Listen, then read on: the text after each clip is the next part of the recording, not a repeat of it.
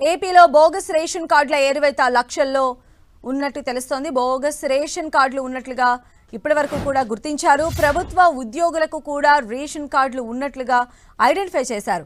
ఖజానాకు దీనివల్ల భారీగా నష్టం చేకూరుతుందిగా గమనించడం జరిగింది. రేషన్ కార్డులపైన గ్రామ వార్డు సచివాలయాల పరిధిలో ఈ సర్వేని నిర్వహించారు. సర్వే ఆధారంగా బోగస్ రేషన్ కార్డుల ఏరువేత కార్యక్రమాన్ని చేపడుతున్నారు. దానికి సంబంధించిన బ్రేకింగ్ న్యూస్ మనం చూస్తూ ఉన్నాము.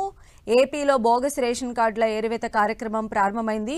అయితే ఈ బోగస్ రేషన్ కార్డులు లక్షల్లో ఉన్నట్లుగా కూడా ఐడెంటిఫై చేశారు. ఈవెన్ గవర్నమెంట్ ఎంప్లాయీస్కి కూడా ఈ రేషన్ కార్డులు ఉన్నట్లుగా గుర్తించారు.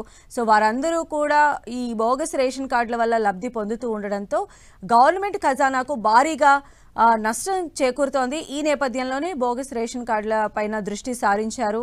అందులో భాగంగానే లక్షల్లో ఇలాంటి కార్డులు ఉన్నట్టుగా ఐడెంటిఫై చేశారు. ఎస్పెషల్లీ గవర్నమెంట్ ఎంప్లాయీస్ కూడా ఇలాంటి కార్డులు కలిగి ఉన్నారనేటువంటి దీన్ని ధృవీకరించే ప్రయత్నంలో మరిన్ని అప్డేట్స్ కూడా తెలుసుకుందాం. మా ప్రతినిధి విజయ్ చంద్రన్ మనకు అందుబాటులో ఉన్నారు. విజయ్ చంద్రన్, ఆంధ్రప్రదేశ్లో అత్యధికంగా బోగస్ రేషన్ కార్డులు ఉన్నట్లుగా ప్రభుత్వం దృష్టికి వచ్చింది. మొత్తంగా చూస్తే కనుక ఆంధ్రప్రదేశ్లో 1,70,00,000 కుటుంబాలు ఉండగా 1,40,00,000కు పైగా రేషన్ కార్డులు ఉన్నాయి. కేవలం చూస్తే కనుక ఒక 20 లక్షలు మా కుటుంబాలు మాత్రమే రేషన్ కార్డు లేని కుటుంబాలుగా గుర్తించడం జరిగింది. అంతేకాకుండా తాజాగా ఇప్పుడు కొత్త రేషన్ కార్డులు దరఖాస్తు చేసుకోవడానికి అవకాశం ఇచ్చినటువంటి పరిస్థితులలో మరిన్ని కార్డులు కూడా పెరిగే అవకాశం ఉంది.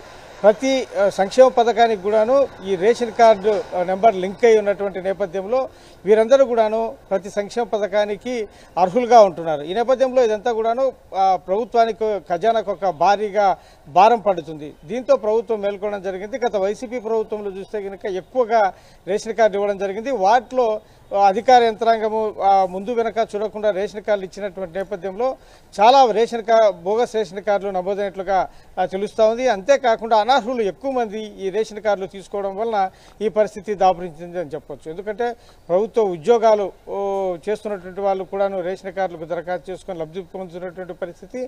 అంతేకాకుండా కొంతమంది అర్హత కలిగి కూడాను పేదవారు వారికి రేషన్ కార్డు లేనటువంటి పరిస్థితి కూడా ఉంది. కాబట్టి ప్రభుత్వం దీని మీద దృష్టి పెట్టింది. దీని మీద ఒక సర్వే కూడా నిర్వహిస్తుంది. ఇప్పుడు రేషన్ కార్డులకు సంబంధించి ఈకేవైసీ నమోదు చేసే కార్యక్రమం కూడా చాలా పెండింగ్లు ఉన్నాయి. వాటిని కూడా చేయడం జరుగుతూ ఉంది.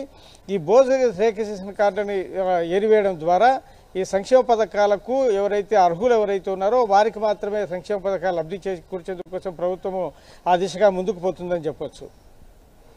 అలానే విజయ్ చంద్రన్, ఇప్పుడు మనం జరుగుతున్నటువంటి ఈ సర్వే ప్రకారంగా ఎవరైతే లబ్ధిదారులు ఉన్నారో వాళ్ళు ఎంతమంది ఉండొచ్చు?